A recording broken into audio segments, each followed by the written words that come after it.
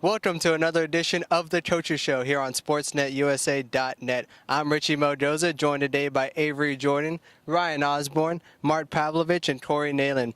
Mart, what do you got for us? Well, I tell you what, this season starts, guys, and we look at it, there's only one number you thought about, 3,434 yards. That was the big number last year. Why? Because of the young man that was quarterback for Fullerton, and he did the thing that everybody looked to do, win the national championship. In 2013, it was Jose Escobar, who had similar numbers. The only difference I'm going to say he had was Ryan Bird in the backfield, because Jordan Hoy was the leading passer and the leading rusher for that 2016 team. He had 58 yards a game on the ground, 302 in non-conference, 293, and 62.8% as a passer for the Hornets.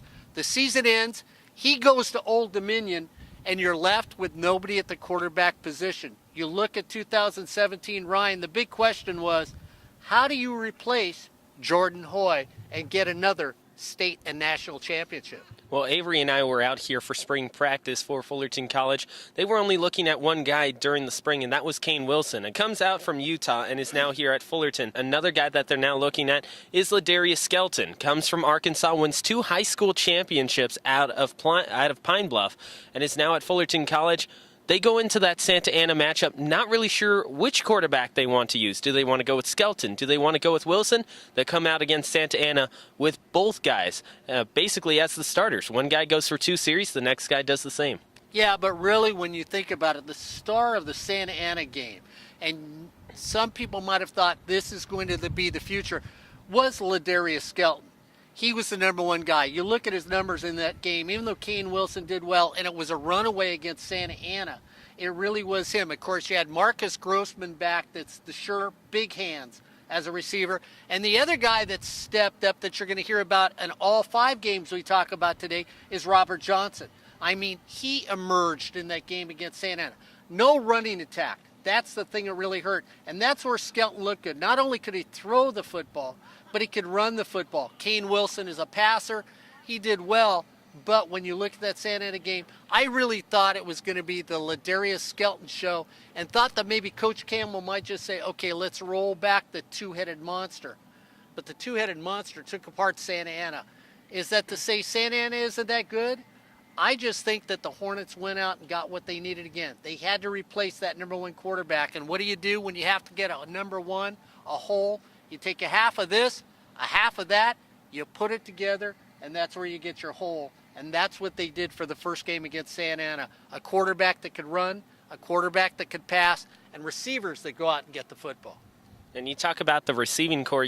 Robert Johnson in that first matchup against Santa Ana, he gets the first touchdown of the season for Fullerton College. He ends up jumping over a receiver for a 17-yard touchdown pass. That was something that electrified the sideline and allowed Fullerton College to take that momentum to 77 points on the day. That was the most points that they had ever scored in one game in the series against Santa Ana. But the downside of the game is if you're Brian Crooks, you looked at a defense that you weren't quite sure of, a defense that you said had to grow, a group of linebackers headed up by Cody Darrow, who just still, after 5 games, hasn't gotten there. They did nothing against a Santa Ana team that they should have just shut out easily. And again, I'm just saying this, comparisons to the Fullerton College defense before. I know we go back to Jordan Hoy years. That first game wasn't that beautiful either defensively. We go back to Jose Escobar year in 2013. That defense developed quickly. After we watched the first game, yeah, they had an offense, Corey Nalen, but I thought the defense really showed very little or nothing against Santa Ana. The people for Santa Ana just had an amazing game. Our defense is not really there. They had their quarterback, Connor Miller. He had 337 passing yards on the day. And Devion Jackson Jr. had 184 of those yards as one of the receivers. So really no defense for the pass in that game. And that's kind of something that sort of hung through the rest of the season so far. Like, not too good at stopping the pass. Really, really good at stopping the run. Just not able to get that passing game down. And actually, speaking of that, Richie, that's where the defensive line started to show up for Fullerton and the defense. Defensive line ended up getting 5 sacks on the day against Connor Miller. They hammered Miller all day long. Yeah, the Hornets defense, they stopped the run. They were terrific at stopping the run. They only gave up about 20 yards, but in the air, they allowed 438. and that's something that's continued kind of just throughout the season so far. But they've been terrific at stopping the run. Jamichael Moore, Montre Bonner. Montre Bonner was the Fullerton College Player of the Game in that game. They've been doing terrific up front and on the line and getting tackles for losses, but they really have to work on their DB work and guarding people late in the secondary. Well, guys, that Corey Nalen, go ahead. Well, when you look at that passing game, yeah, they're giving up 300 yards passing each game, but they're ahead in each game. They're up by 25, 30 points already in the first quarter, basically. So when you're up by 25 points, the other team has no option but to pass the ball, and you're going to give up that big yardage. You're only giving up, I think it's 58 yards rushing per game. If you look at their defensive stats and 17 points, comparing this year to last year, this defense is actually better. Cody Darrell's come in and replaced Roy Otto as a starting middle linebacker after, I believe, the second game of the season, and he's proceeded. He's got an interception. He's got a forced fumble recovery. He's done well, but the linebackers, they do have to step it up. The secondary, they'll be there at the end because they have to. But again, this defense, statistically speaking, is better than last year. So we look at Fullerton with a big first victory. Gets them on the right direction.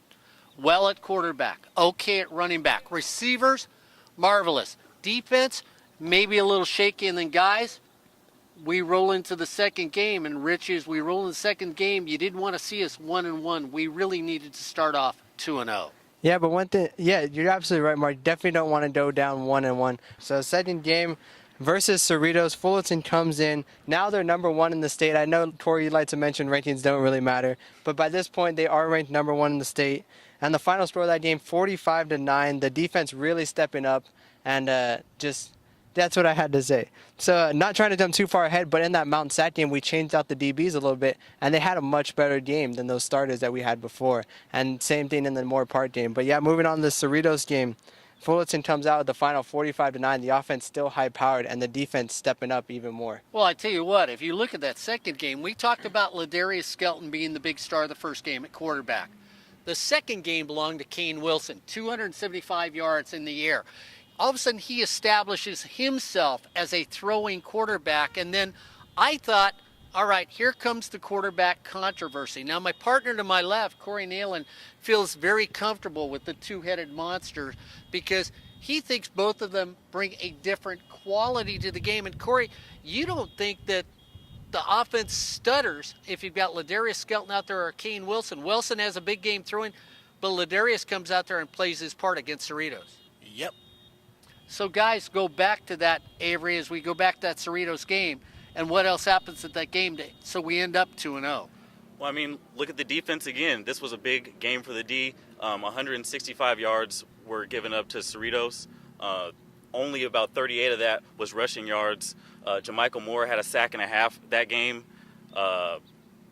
Cameron Powell had 6 tackles that game. Kane Wilson, you already talked about how Kane Wilson and Ladarius combined together to be the two-headed monster. There's Kane that's out there throwing for 176 yards, and there's also Ladarius throwing for 136 yards, both of them getting 2 touchdowns.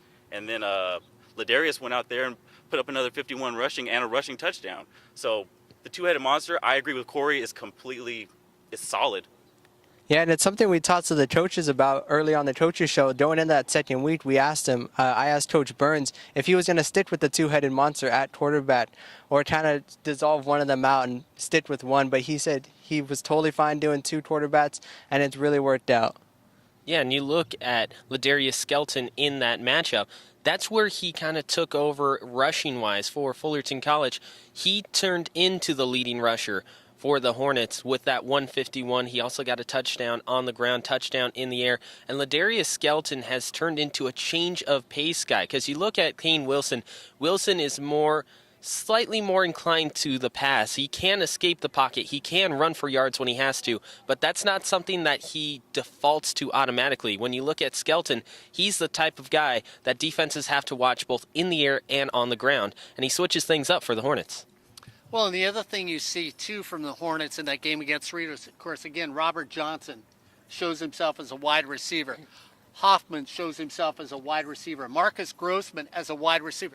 Abdul Haq shows himself as a wide receiver. So now all of a sudden we start seeing the depth at the receiver position for the Hornets. As the season goes on, you're going to see him go 12 to 14 deep in the receiver position. But again, it goes back to a quarterback that even though his passes might have been criticized as being flat every once in a while when he throws it, Kane Wilson now emerges as the starting quarterback for the Hornets with Ladarius Skelton coming in off the bench. I thought that was pretty interesting when we saw that going into the Cerritos game with Coach Garrett. All of a sudden, Coach Campbell saying, this is what we're going to do out here. We're going to have Wilson start, and that's what's happened in all 5 games. Sort of sets a precedent. Again, no running attack, though. Really, Gerald Hewlett or any of the running backs have done nothing up to this 2-game period. Actually, I think they've done a lot in the first 2 games, actually, because they have those passes. They are good receivers out of the backfield. You see those 2-yard passes. Those are basically long runs, sweeps, pitches, tosses to get out to the outside. Those backs are very useful. They just haven't had the traditional running back yards. Yeah, definitely no traditional running back yards. The first 2 games, I believe Ladarius Skelton led the team in rushing yards. So definitely dangerous on his feet. But yeah, like you mentioned earlier, this wide receiver core, as Coach Griffin likes to call them, the best in the nation. They really showed that early on in the season. They had 4 receivers with the touchdown in that Cerritos game. And Grossman, yeah, he came alive in that one. 10 catches for 96 yards. And it's just, the best wide receiver core in the nation. And you talk about Marcus Grossman with those 10 receptions. He recatches up to where he was last year. Last year, he was Mr. Dependable for Jordan Hoy. If Jordan Hoy was in a pinch, he could find Marcus Grossman somewhere downfield at the sticks. And this year, he's turning into a slightly more down-the-field guy for both quarterbacks in Wilson and Skelton. Yeah, Marcus Grossman, in that game, like you said, he had 10 catches for 96 yards. He was kind of knocking on the door of Marquise Avery from 2007, who had a record of 15 against College of the Canyons. But he's definitely capable of putting up historic numbers like that, and he's got a ton of skill, just like Robert Downs, just like Robert Johnson. They're all extremely deadly, and it's like a Swiss Army knife out there. Like, everyone has different weapons that they can use. Yeah, Grossman right now is 9th all-time receiving yards in Fullerton College history, so he's just going to grow and probably get to the top 5 all-time. So right now we're at Game 2 here on the Coaches Show on SportsNetUSA.net. The Hornets come away with a victory, 2-0. They're heading up the rankings, number 1 in the state, number 1 in the nation. Everybody's out to knock off the Hornets. And then, Ryan, we come to game number 3. In game number 3, we had to drive all the way out to Santa Clarita, about a 2-hour drive. We go and face Canyons College, and that was really the first true test for the Hornets on the season. That was a game, it almost seemed like the offense was kind of mailing that game in. They give up four balls on the afternoon. They have 3 fumbles, 1 interception, 2 other fumbles that they had to recover on their own.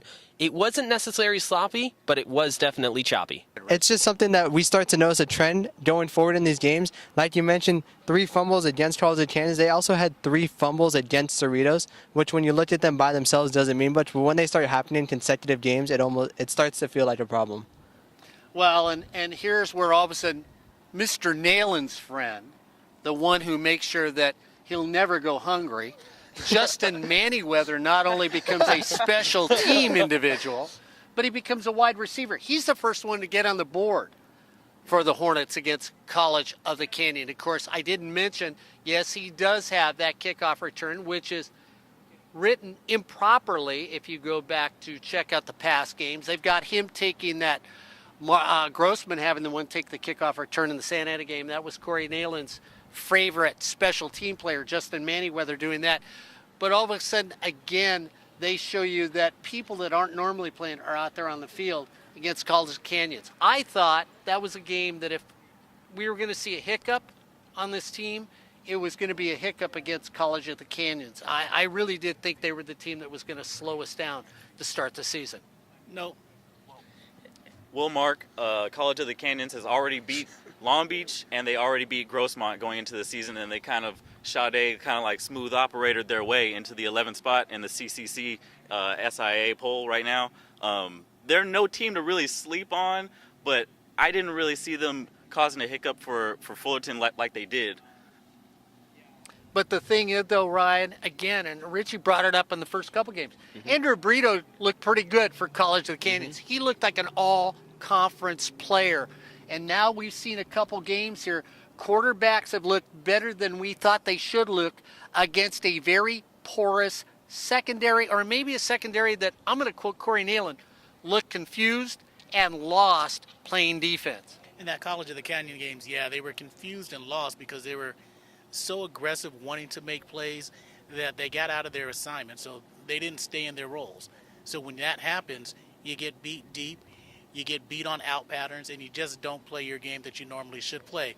This secondary still has a lot of work to go, but by the end of the season, it'll be there. At College of the Canyons, yeah, after that game, we saw a change at the secondary.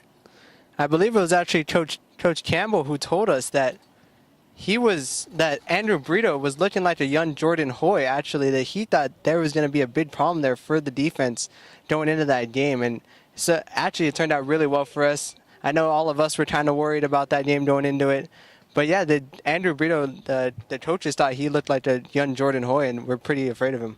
Yeah, and that's saying a lot about Andrew Brito because we talked about Jordan Hoy earlier, but he has the most passing yards in a season. You know, he's got the most passing attempts in a season. He's got the most passing touchdowns in a season. He's got the most yards in a game and yards in a season, all purpose. He had 4,146 yards in a season, all from one guy. But then this is also a matchup, Mark and Corey, in which the linebackers finally showed up a little bit. You had Cody Darrow, who had an interception, almost had another pick. Roy Otto started to get a lot more pressure into the backfield.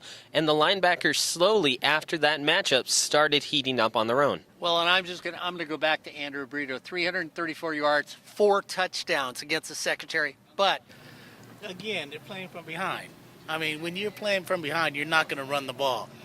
You're not going to run the ball effectively when you're playing from behind. You have to go out there and make choices, make passes. So, yeah, he's going to pick up all those yards. But, again, that's what they're going to have to do. Yeah, how many times did he throw the ball? I'd have to look at my numbers. 49 times. How many completions? 26. 26 out of 49. And 3 picks. So your secondary did play well enough, Corey. Even though they look confused, they still grew to get 3 interceptions out there. A couple of them were thrown right at them, but still, they did okay. They could have done better, but that's the next game. So College of the Canyons ends up being a victory too. So now we're 3-0, and everybody's starting to think, oh, this is going to be the year. Reigning national champions, reigning state champions. They're going to trip. They're going to trip over their own feet. They're going to get swelled heads. And we even heard murmurs here at the practice field. They're feeling a lot cockier than they should be feeling right about now. And then Ryan, Richie, Avery, we walk into the next game. Well, quickly before we go into the next game, after that performance against Canyons, us, the broadcasters, all 5 of us were looking at each other like, if they give up the ball as many times as they did going into that Mount Sac game, they're going to have a lot of trouble against the Mounties. And so they go up the next week against Mount Sac, and they again come away with the victory. But in this case, they're up 42-7 at the half. One of their best games actually played so far. As Mark mentioned, we were worried going into that game. Mount Sac was looking to be Fullerton's toughest challenge yet, the first team they were going to play that was within the top 10. So it was looking like it was going to be a really big challenge for them. And like we mentioned, those fumbles in the past games leading up to this game, we all thought if they do that again against this better team, they're not going to come away with this victory. Yeah, people were saying that Mount Sac was definitely going to come away with this victory. I heard all the rumors. They were number 2 in SoCal, number 4 in the state, 5 in the nation. They definitely meant business coming into the game against the Hornets. They just weren't ready to get punched in the mouth like they did. I mean, the Hornets opened the game up with a huge run and then held them scoreless in the second and the third quarter. And by the time Mount Sac decided to wake up, it was a little bit too late for that. Well, I think one of the things we saw, too, out there was a team that refused to lose. I think the Hornets knew that if they could beat Mount Sac, they really knew they were a real football team. We watched it with Kane Wilson, who stumbled and bumbled his way down the field, refused to get taken down, goes in for a touchdown. You looked at me and said it's one of the better runs you had ever seen, especially from a quarterback that doesn't run for this Hornet team. Well, he does run. That's the thing. You know our relationship. You're talking about a guy who can move, who is athletic, who runs who can run. He just prefers not to in this system. He doesn't have to run in this system.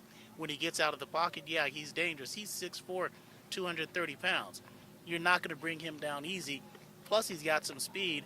Yeah, you like the way Kane Wilson handles the ball because he doesn't have to run.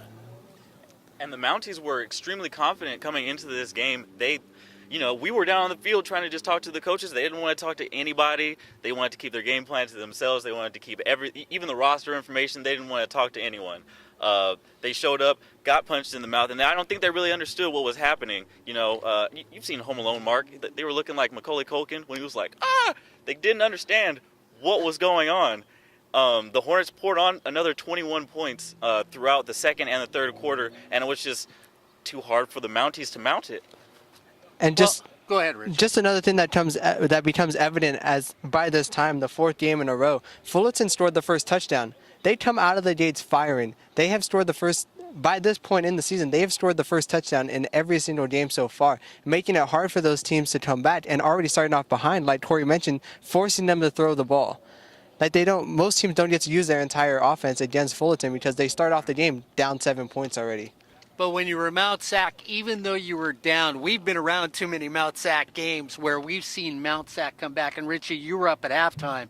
And I even had you, Avery, ask down the field, hey, what do you look for in the second half? You've lost leads to Mount Sac. And Mount Sac's offense moved in that third quarter. They couldn't get on the board, but they moved in that third quarter. And it almost seemed like they were going to possibly get back in the game until... See, here it comes again, guys. Until, no? No, Mount Sac wasn't coming back. So, Corey Nailen, go ahead, Avery. Well, the coaches, we spoke to the coaches at halftime, and they never felt safe.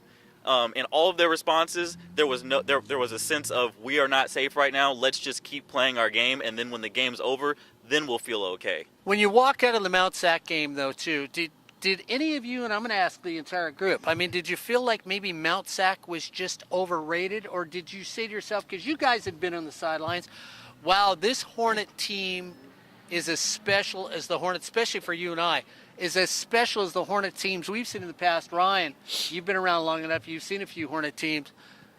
So I got to get the consensus from this group here, how you felt after they beat Mount Sac. Better. And I get what you were saying, Mark. We were down there on the field. Those Mount Sac guys were big guys. And we had heard so much about them going into that game that, yeah, I did not think Mount Sac was being overrated. I think Fullerton came out and they played a way better game than Mount Sac. I don't think any team was underrated or overrated. I just think Fullerton came out and proved that they were a better team to Mount Sac on that day. Yeah, and this is a program in Mount Sac that just a few years ago won the state championship. Some thought that they were the national champions. I don't think you can really overrate a team from Mount Sac. Number 5 in the nation, number 2 in Southern California.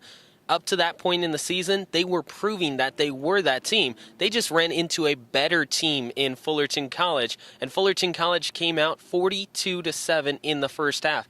They just went out, socked Mount Sac right in the stomach to start off the game, and Mount Sac couldn't recover. So the Hornets are now 4-0.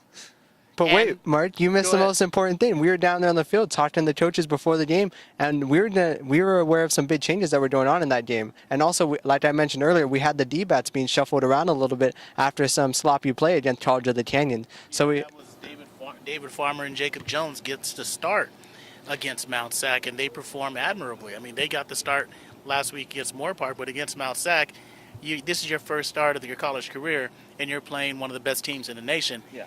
And you guys shut them down. Yeah, Jacob Jones comes out of that game with 14 tackles and 1 interception. So those new DBs obviously working out, and they got to prove that, and they got to stay in for the next game. And we had Jacob Jones on the coaches show, and he talked about how much pride he takes in this, not only this team, but in getting to play out there, be on the field, and have the coaches have faith in him. That, as a freshman DB, he's going out against a top-ranked team like Mount Sac, and he's showing them up. He got 14 tackles. The guy was a monster out there. So Phil Austin makes a change, D-back coach, with Brian Crooks supporting it because the defense was not playing the way that everybody had hoped they had played. And Richie, a really nice point, because those really were the changes that made the outcome of that game. And at the end of the day, well, Mount Sac walks away with a loss, which puts them in jeopardy as you look at what's going on. We'll talk a little about the playoffs before we leave here today. And then we are now 4-0, and guys, everybody's feeling comfortable. Once again, Ryan Osborne, well, you got to take another ride with the demon from driving a car over here up to Moore Park, and we really didn't expect too much from a Moore Park team that has struggled this year. Yeah, and Fullerton College going into that matchup, basically just statistically better than that Moore Park team. Moore Park was 1-3 coming into that matchup. Fullerton College, of course, 4-0 going into that one, and Fullerton escapes with a 57-0 win. In fact, that was their first shutout in over 10 years. The closest they had been prior to that point, 2008, the season opener against Compton, where they only gave up 6 points. Well, I mean, the thing that really hurt in the Moore Park game, guys, let's be realistic. The starting quarterback from Moore Park gets taken out to start the game. And I mean, I don't care who you are, unless you're the Hornets. Not many teams are four, which we are. We're four deep. I mean, Johnny Photo could come in and play for the Hornets tomorrow. We're four deep at quarterback. Corey, you lose the number one quarterback in your team against an improving defense for the Hornets. The defensive line, which is a monster. They are the monster on defense. I mean, Moore Park stood no chance with a backup quarterback. No, and Montre Bonner didn't even have a good game if you want to single him out. He leads the team in sacks with 4.5, but it was just an overall team effort. If Tanner Darling would have stayed in the game and not gotten hurt, Moore Park, after looking at that performance, maybe would have scored 1, maybe 2 touchdowns. But again, it still would have been about 57 to whatever you want to call it. And Mark, Corey, you also look at it and you see Coach James Griffin's squad, the wide receivers for Fullerton College, show up once again. Robert Johnson, 105 yards receiving. Well, Kane Wilson only had 125 yards in that game. And the number 2 quarterback in passing in that game, Johnny Photo, was number 2. Ladarius Skelton was number 3 in passing that game. So passing wasn't the big thing. Running was the big thing. How deep did we go at running backs? You were there. Corey, you were there. It seemed like, and this is what we got told on the sideline. It is an audition for our number 2 running back.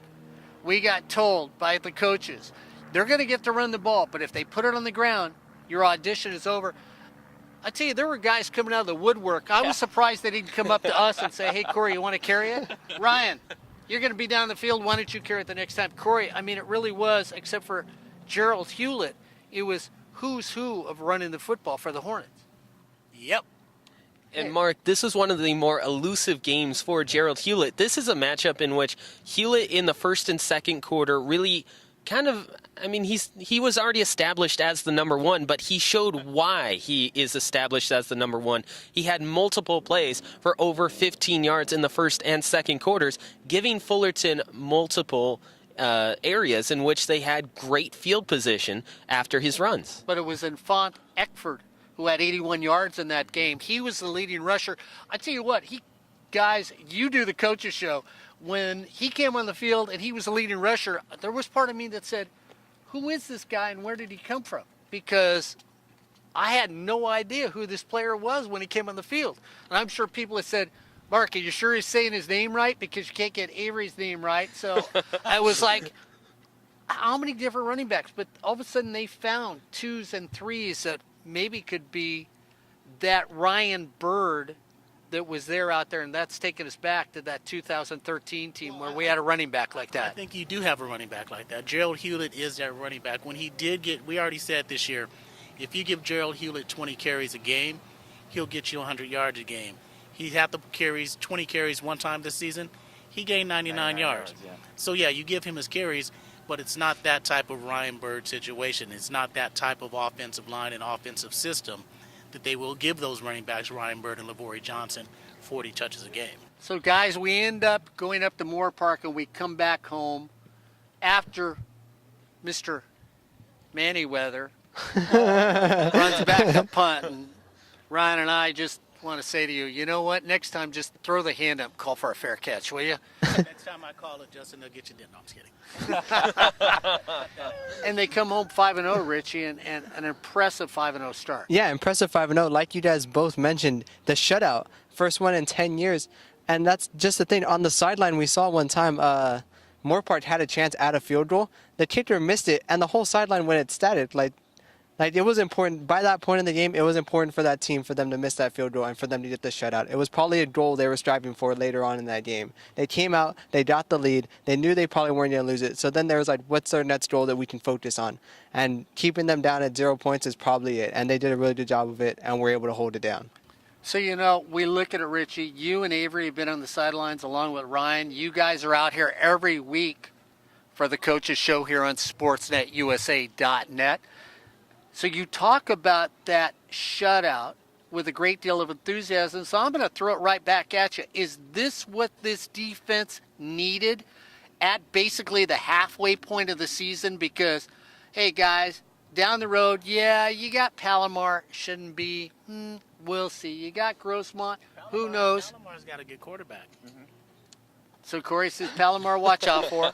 Grossmont's always a tough football game against the Hornets. And, of course, Saddleback coming to Chappelle Stadium, there might be another invisible catch that could cost them the game. So I'm going to throw it back to you, Richie. I mean, how big was this shutout for the defense for this Fullerton team? Mark, I think it wasn't.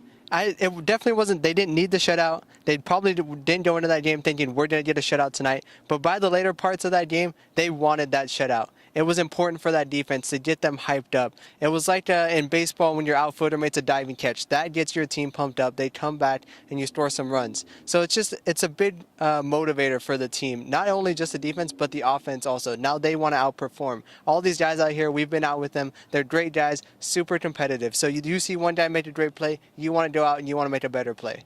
And that's just how this team is. Well, looking at the rest of their schedule, yeah, I do think that they needed this shutout. The Hornet defense knows that they can be good, but they needed proof.